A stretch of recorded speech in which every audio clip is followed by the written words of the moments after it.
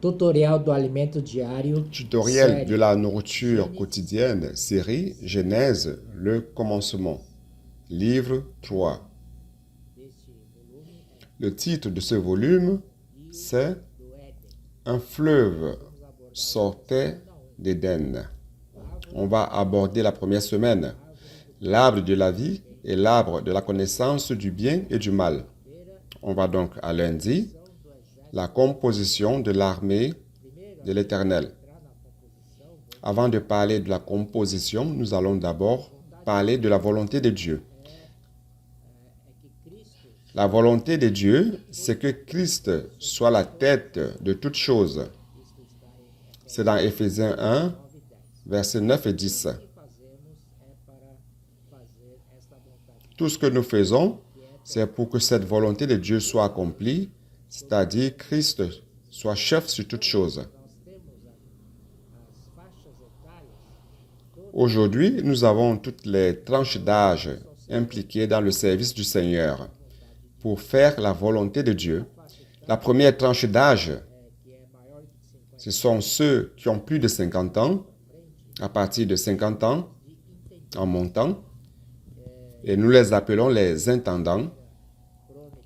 C'est appliqué selon 1 Chronique 26, verset 30. Les personnes mûres pour conduire l'œuvre du Seigneur. La deuxième tranche d'âge, c'est ceux qui ont à partir de 30 à 49 ans, que nous appelons les vaillants de David.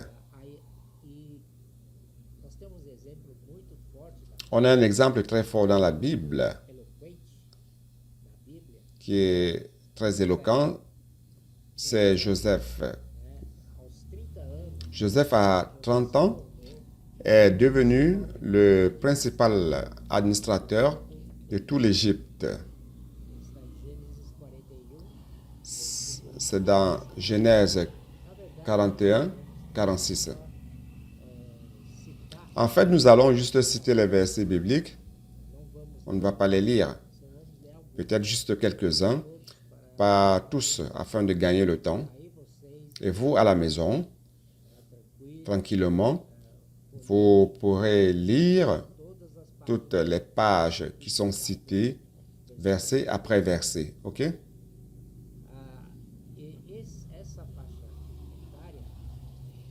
Et cette tranche d'âge que nous appelons les vaillants de David, c'est la tranche d'âge exécutive. Ils savent gérer les ressources humaines et les ressources financières. La troisième tranche d'âge que nous appelons les capitaines de troupes, qui sont-ils? Ce sont des jeunes qui ont entre 18 et 29 ans.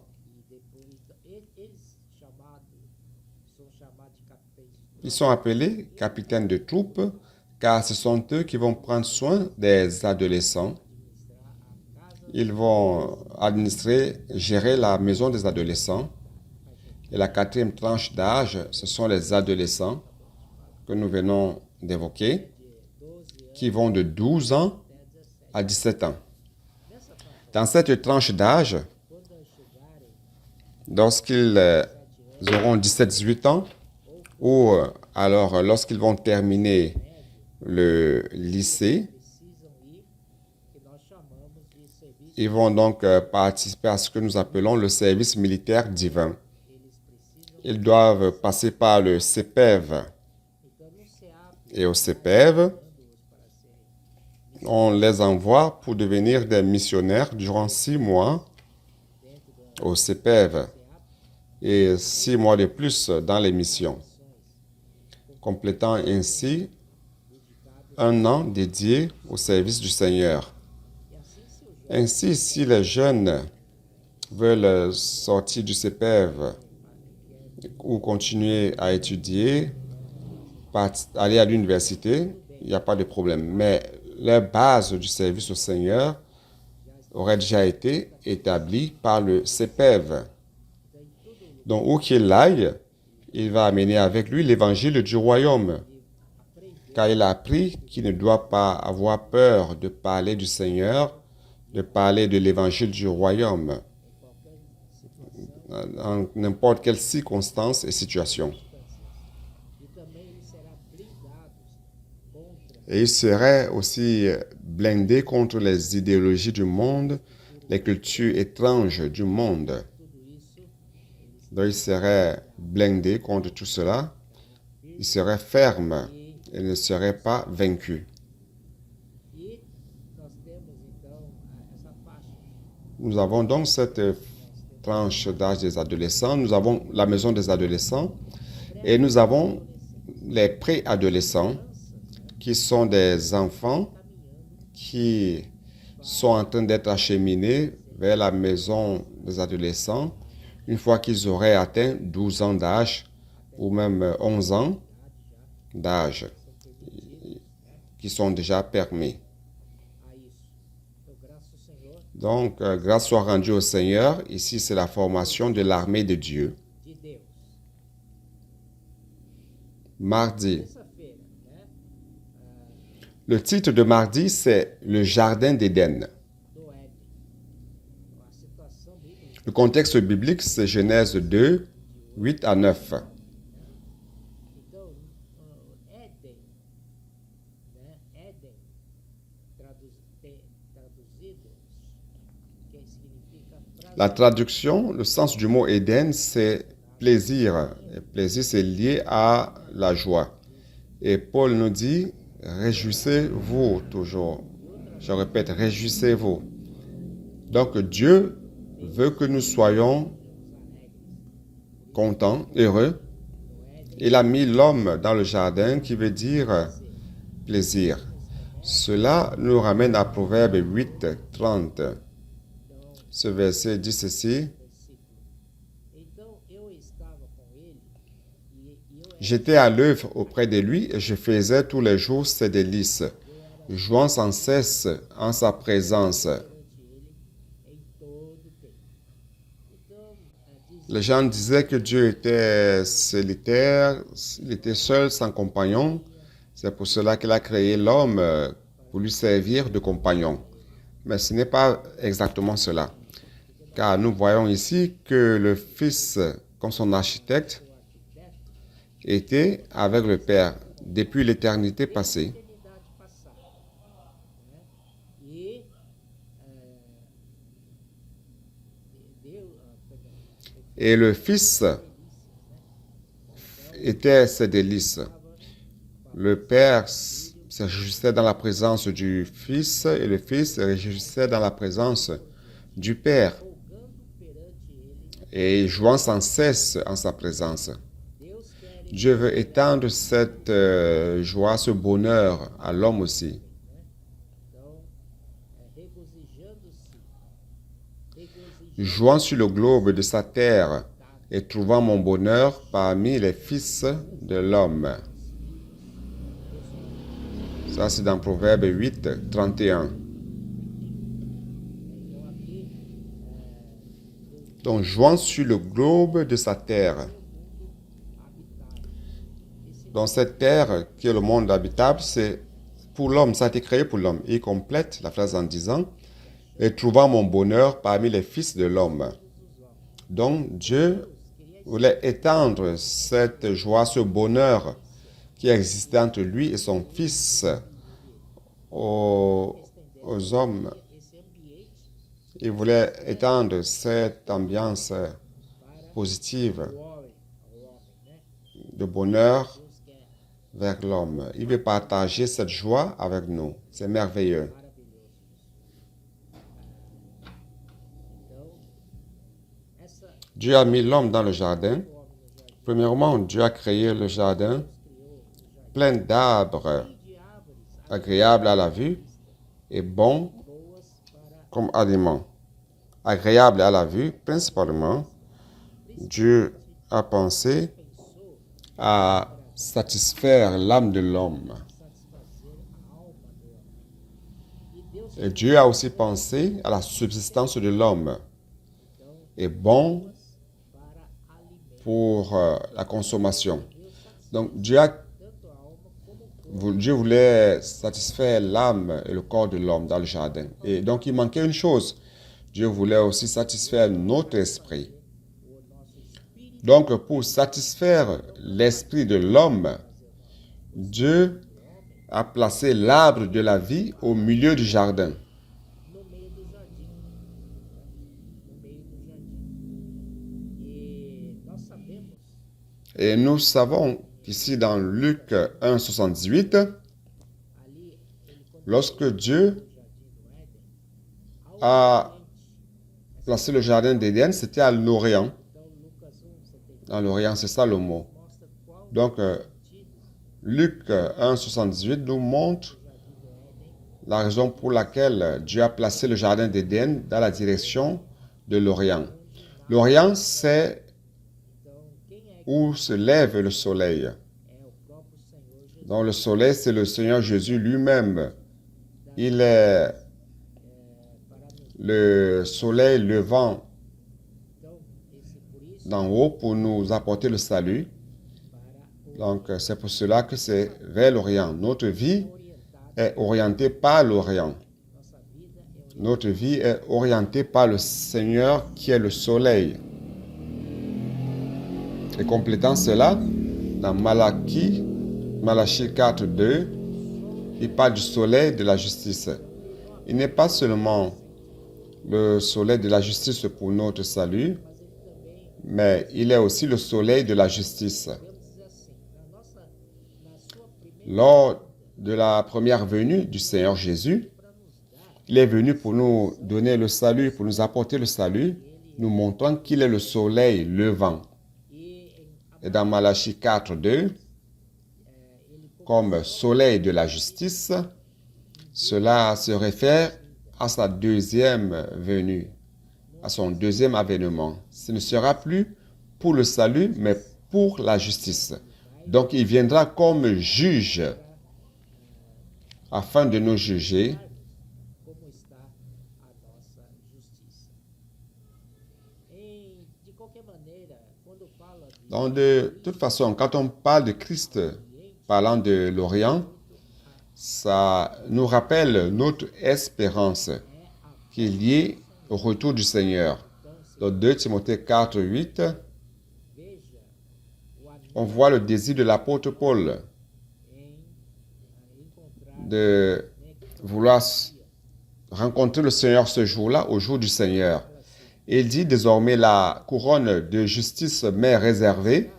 Le Seigneur, le juste juge, me la donnera dans ce jour-là. Et non seulement à moi, mais encore à tous ceux qui auront aimé son avènement. amam a sua Oh Seigneur Jésus. Qui est-ce qui n'aime pas l'avènement du Seigneur? J'aime l'avènement du Seigneur. Et toi? em 2 Dans 2 Pierre 3, 12 à 13, vous pourriez lire cela, s'il vous plaît, ces deux versets. esses dois versículos, lá diz o quê?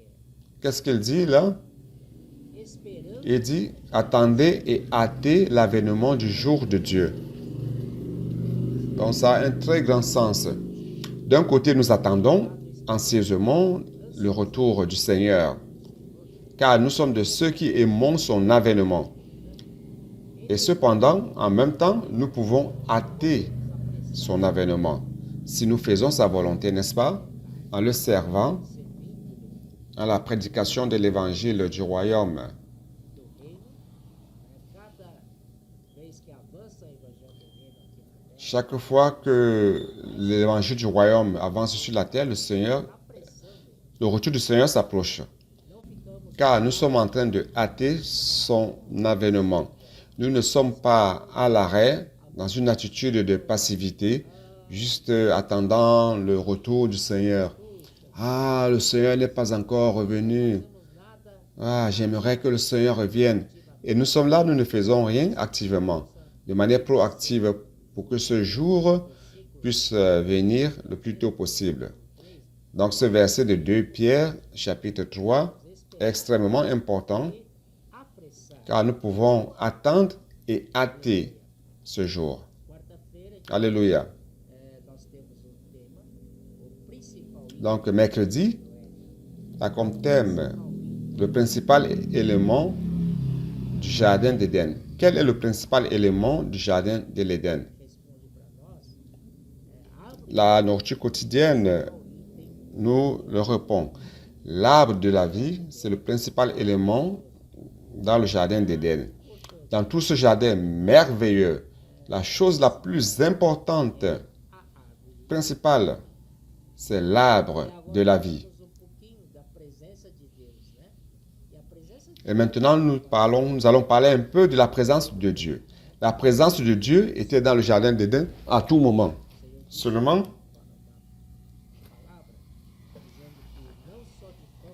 l'Éternel a dit que l'homme ne vivra pas seulement du pain, mais de toute parole qui sort de la bouche de Dieu. Donc, lorsque nous avons la parole de Dieu, nous avons la présence de Dieu. Donc, dans le jardin d'Éden, il y avait non seulement la présence de Dieu, mais principalement la parole de Dieu. Car Dieu parlait, et tout ce qui sortait de la bouche de Dieu, c'est de cela que l'homme s'alimenterait. Donc, la présence de Dieu apporte la joie à l'homme. Dans Ésaïe 51, 2, il parle d'Abraham. Abraham était quelqu'un qui cherchait. C'est intéressant, n'est-ce pas? Dans cette société-là, dans laquelle Abraham vivait, personne ne cherchait Dieu. Personne ne se rappelait de Dieu. Donc, Ésaïe 51, verset 2, dit qu'Abraham était le seul qui cherchait Dieu ici sur terre. Imaginez, chers frères, tant de personnes qui ont été créées par Dieu, selon son image et sa ressemblance. Mais personne d'entre eux ne se rappelait de Dieu et aucun ne cherchait Dieu. Donc pour Dieu, cela était très triste. Et grâce soit rendue à Dieu parce qu'il a trouvé Abraham, un chercheur de Dieu. Il y avait longtemps qu'il cherchait Dieu. Peut-être qu'Abraham se disait, si je trouvais ce véritable Dieu, je me donnerais totalement à lui, corps, âme et esprit. Car il est l'objet de ma recherche. C'est lui l'objet de ma vie. Et il a tout abandonné pour servir le véritable et unique Dieu. Grâce soit rendue à Dieu. Cela est aussi comparé à l'église primitive, l'église à Jérusalem, lorsque, dans Actes chapitre 2, au jour de la Pentecôte, elle est apparue. Ils ont vécu 6 ans, les 6 premières années, dans cette vie de bonheur. La vie de l'Église était heureuse. Tout le monde était dans cette sphère. Et personne ne voulait épargner ses propres biens, son patrimoine. Pour eux, cela n'avait plus d'importance, n'est-ce pas, ces choses terrestres. Oh Seigneur Jésus. Et pourquoi nous parlons de cela? C'est parce que dans Acte 2, 42, il persévérait dans l'enseignement des apôtres, dans la communion fraternelle. Cela faisait en sorte qu'ils étaient heureux, très contents. Cette vie de bonheur qui se trouve dans la parole et la communion de la parole. Il y avait donc parmi eux ce détachement des choses matérielles, ce détachement des choses de la terre. Grâce soit rendue au Seigneur.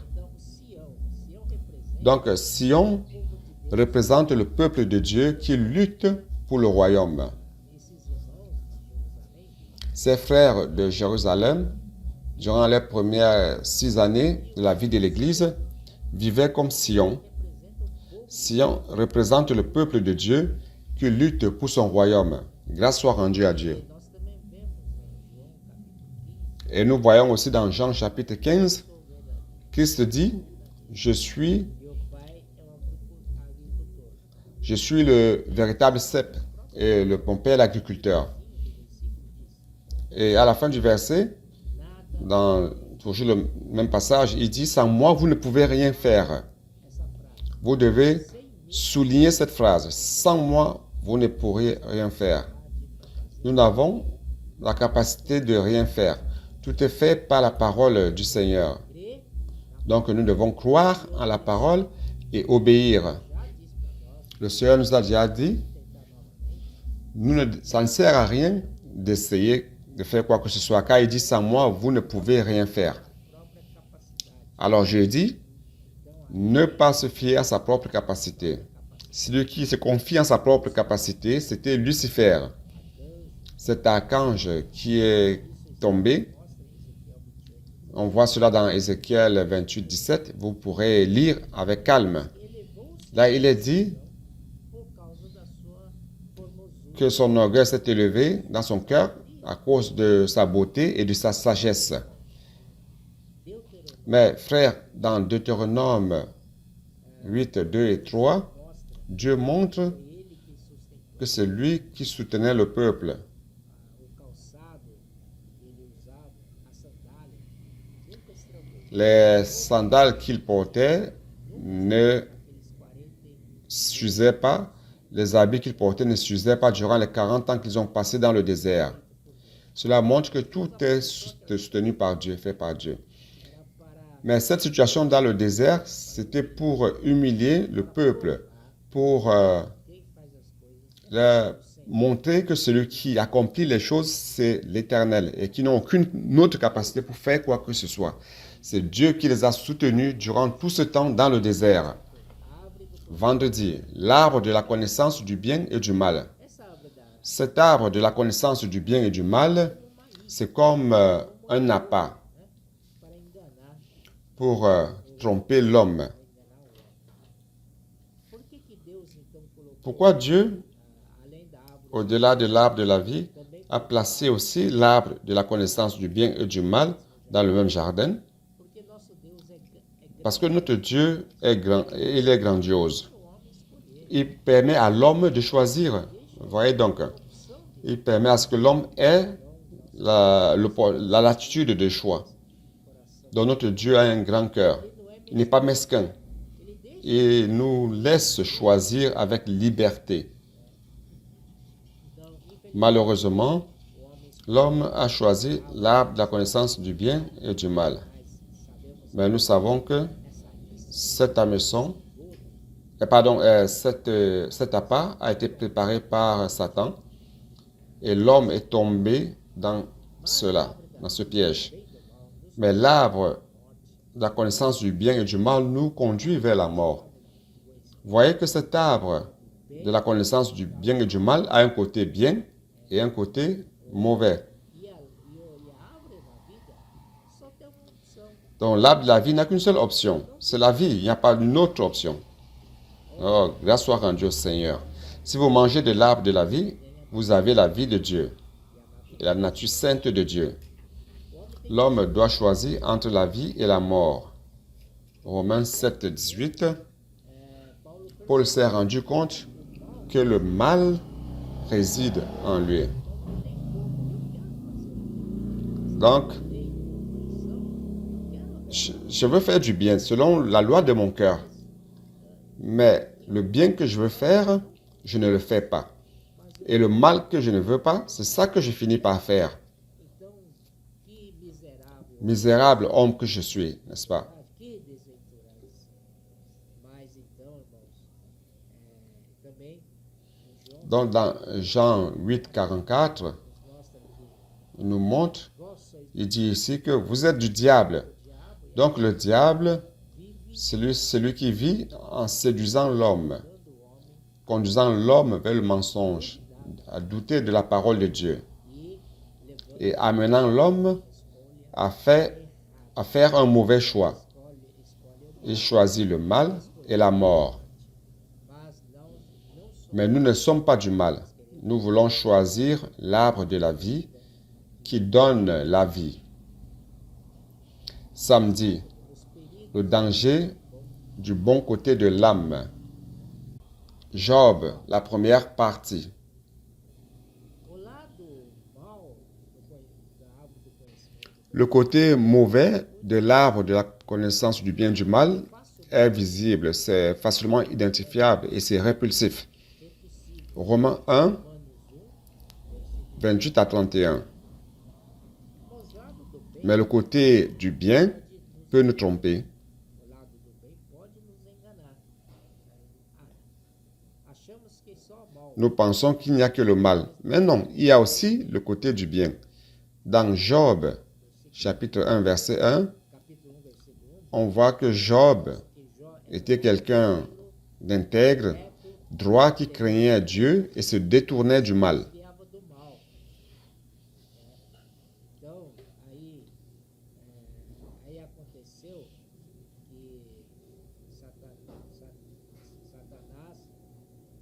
perdão, Et Dieu a dit à Satan, tu peux faire tout ce que tu veux à Job, mais ne touche pas sa vie. poupa-lhe a vida. Que Satanás foi, né? Et Satan est allé, Ele é temente a Deus, il a dit, il craint Dieu, il est intègre, il est droit, il s'est détourné du mal, e também Deus. parce que Dieu lui a tout donné, n'est-ce pas? Por isso que Ah, c'est pour cela qu'il est clair Deus fala, então, qu'il fait tout cela. Et Dieu lui a dit, ok, fais donc tout ce que tu veux pour l'éprouver, só não mais nenhum mal. ne touche pas à sa vie.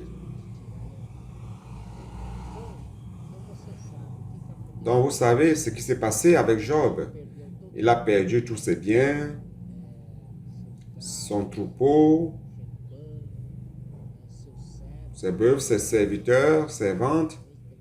Et finalement, il a aussi perdu ses fils et filles. tão ruim é La situation était très mauvaise, cette situation de Job, au point où sa femme lui a dit, soa, maudit Dieu et meurt. mas Jó Mais Job, même comme cela, s'est maintenu intègre et n'a prononcé aucun mal de Dieu. não se queixou Il n'a pas questionné Dieu até jusqu'à ce que chegaram seus três amigos ses trois amis soient venus de humildade et sentados se sont assis, ele ali. n'est-ce pas, avec lui durant 7 jours et 7 nuits. Está em Jó. C'est dans Job chapitre 2, versets 11 à 13. Jó então começou a amaldiçoar sua existência. Et Job a commencé à maudire sa propre existence. Chapitre 3 à partir du verset 2. À partir du chapitre 3 jusqu'au 31, Só ver là, vous voyez tout simplement l'accusation de ses trois amis e as justificativas de Jó. et les justificatifs de Job. C'est-à-dire que ses trois amis l'accusaient et Job essayait de se défendre en se justifiant. Ah, c'est pas moi, Nada era ce n'était pas moi. Donc, pour lui, il n'avait aucun tort. na verdade Et dans Job 29, 18, justificativas, com sua defesa en fait, Job, avec ses justifications, se tornou sa défense, naquele. cela l'a amené à construire un nid où il se sentait confortable. Dizia, no meu ninho Donc, verset 18, chapitre 29, como areia. il dit ceci. Quer dizer, ele tinha Alors je disais, je mourrai dans mon nid, mes jours seront abondants comme le sable. sentia numa zona de conforto, Ça veut dire il s'est créé un nid où il devait rester pour toujours. construindo Il se sentait dans une zone de confort. Il ne voulait pas partir de là. capítulo 10, né? Mais c'était lui-même qui se construisait quelque chose pour soi. As armas da nossa milícia não são Dans 2 Corinthiens, poderosas chapitre 10, para destruir fortalezas, anulando nosso 2 Corinthiens 10, verset 4. toda altivez que se levanta Car les armes avec lesquelles nous combattons ne sont pas charnelles, de todo mais elles sont puissantes par la vertu de Dieu pour renverser des forteresses. para destruir fortalezas. Nous renversons les raisonnements et toute hauteur qui s'élève contre la reconnaissance de Dieu Então fomos et nous amenons toute pensée captive à l'obéissance de Christ. para ficarmos ali, Pour détruire les raisonnements, consegue furar que nous montons avec nos capacités, nos arguments, nous finissons par monter une forteresse pour nous défendre. Et nos réfugiés, personne ne parvient à percer cette forteresse. Et nous nous sentons bien blindés dedans. Personne ne touche à mon ego. Et là, ça devient pour nous une zone de confort. Mais un jour, quand la parole de Dieu vient, et que la parole de Dieu frappe cette forteresse, elle est capable de la renverser du haut vers le bas. Et il ne subsistera pierre sur pierre. Oh Seigneur Jésus. Donc ça, c'est le danger du bon côté de notre âme. Pour le bien de Job, Dieu a permis que sa structure soit détruite et que son nid soit détruit afin de le conduire vers l'arbre de la vie. Ce que Dieu veut avec tout cela, c'est de nous sauver du bon côté de la vie de l'âme pour que nous allions directement vers la source de la vie, qui est l'arbre de la vie. Le Seigneur veut nous aider. Merci beaucoup pour cette aide du Seigneur. Car quand nous passons par des situations difficiles,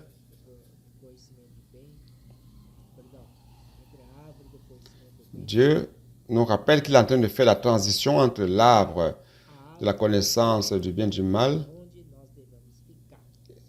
et l'arbre de la vie. Principalement du côté du bien, vers nous amener vers l'arbre de la vie. Et c'est là où nous devions demeurer et ne pas quitter cet arbre de la vie. Cet arbre de la vie, c'est la dépendance du Seigneur. Sans moi, vous ne pouvez rien faire. L'arbre de la vie, c'est où nous devons recevoir la vie de Dieu. Et l'arbre de la vie signifie que c'est Dieu qui fait toutes choses à travers sa parole. Le Seigneur nous éprouve. Nous aimons tous être élogiés, recevoir des éloges, et appréciés. Qui est-ce qui n'aime pas recevoir des éloges ou recevoir des petites tapades sur les épaules? Tout ça, c'est le bon côté de la vie de l'âme. C'est l'arbre de la connaissance du bien et du mal. Et l'homme du bien cherche toujours cette approbation. Dieu veut nous enlever de l'arbre de la connaissance du bien et du mal et nous conduire vers l'arbre de la vie.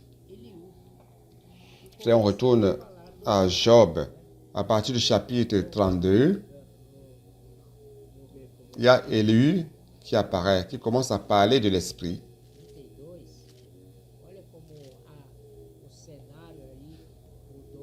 Je vais lire avec vous Job 32. Voyez comment le scénario a changé complètement. Chapitre 32, verset 8. C'est Élie qui parle, n'est-ce pas? Il dit, mais en réalité, dans l'homme, c'est l'esprit, le souffle du Tout-Puissant qui donne l'intelligence. Ici, le changement commence. Ici aussi au chapitre 33, verset 4. L'Esprit de Dieu m'a créé et le souffle du Tout-Puissant m'anime. Ici au chapitre 34 aussi, verset 14. S'il ne pensait qu'à lui-même, s'il retirait à lui son esprit et son souffle, toute chair périrait soudain et l'homme rentrerait dans la poussière. Vous vous êtes rendu compte qu'à partir du chapitre 32, avec l'apparition d'Élie, les choses commencent à prendre une meilleure voie. Il y a un changement ici de l'arbre de la connaissance du bien et du mal vers l'arbre de la vie. Pourquoi? Parce que Élie dit que le souffle de Dieu a créé l'esprit de l'homme. Et c'est là où se trouve l'espérance. On a une espérance. Grâce soit rendue au Seigneur.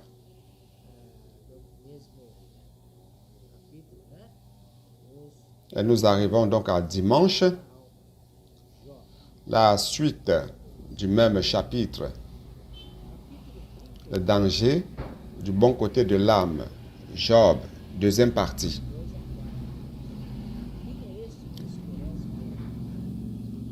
Le chapitre 38, 2 à 4 dit ceci. Qui est celui qui obscurcit mes desseins par des discours sans intelligence? Saint terrain, comme un vaillant homme, je t'interrogerai et tu m'instruiras. Où étais-tu quand je fondais la terre? Dis-le si tu as de l'intelligence. Qui a fixé les dimensions, le sais-tu?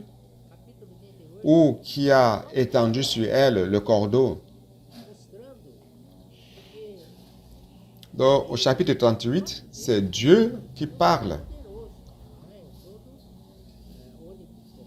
montrant que Dieu lui-même, c'est le Tout-Puissant,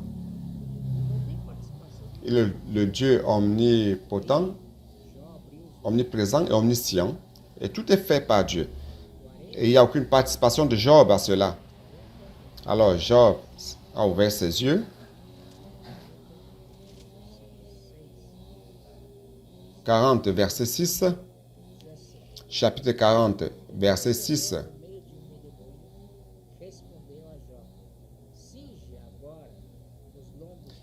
L'Éternel répondit à Job du milieu de la tempête et dit, « Saint terrain, comme un vaillant homme, je t'interrogerai et tu m'instruiras.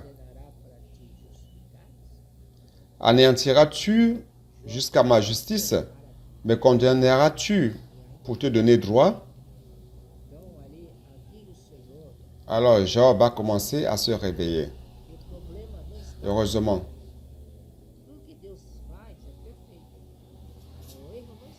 Donc l'Éternel montre à Job que le problème, ce n'est pas Dieu. Tout ce que Dieu fait est parfait. Le problème n'est pas en Dieu. Mais Job qui continue à se justifier, qui voulait lancer toute la culpabilité sur Dieu. Ah, c'est parce que Dieu m'a créé comme cela, et ainsi de suite. Le problème, ce n'était pas Dieu. Mais le problème était à l'intérieur de Job. Dans l'homme, il y a beaucoup de problèmes. C'est la vie de l'âme. Et chacun de nous existe, en nous existe un orgueil, une vanité. Celui qui est orgueilleux, c'est Satan. C'est lui-même la vanité, l'orgueilleux. Donc, chers frères, chapitre 40, verset 15. Voyez donc, il comparait, il dit, voici l'hippopotame à qui j'ai donné la vie comme à toi. Il mange de l'herbe comme le bœuf. Vous voyez l'hippopotame qui paraît un animal inoffensif, qui mange juste les plantes, les choses vertes, végétarien, il ne fait de mal à personne. En fait, son nom original, c'est Behemoth. Mais il est très orgueilleux, hautain. Et en Afrique, on sait que c'est l'animal qui tue le plus. Et dans Jean 41, il parle du Léviathan, qui est représenté par le crocodile, qui est encore pire que Behemoth. Il n'a peur de personne. Il est hautain et roi des animaux. Donc, Dieu montre à Job que ces deux animaux, que ce soit le bon côté qui est Behemoth ou le mauvais côté qui est Léviathan, lui font un grand mal. Il se trouve à l'intérieur de la personne. Et dans 42, je vais vous montrer cela au chapitre 42, 1 à 4. Job répondit à l'Éternel et dit, « Je reconnais que tu peux tout et que rien ne s'oppose à tes pensées. quel est celui qui a la folie d'obscurcir mes desseins? Oui, j'ai parlé sans les comprendre, des merveilles qui me dépassent et que je ne conçois pas. Écoute-moi et je parlerai, je t'interrogerai et tu m'instruiras. Mon oreille avait entendu parler de toi, mais maintenant mon œil t'a vu. C'est pourquoi je me condamne et je me répands sur la poussière et sur la cendre. Grâce soit rendue au Seigneur, car Job a été sauvé de ce piège et il s'est repenti. Nous devons nous repentir dans la poussière et la cendre. C'est la véritable repentance. Que nous puissions suivre cet exemple de Job à la dernière partie, quand il a connu réellement Dieu. Grâce soit rendue au Seigneur. Jésus est notre Seigneur. Amen.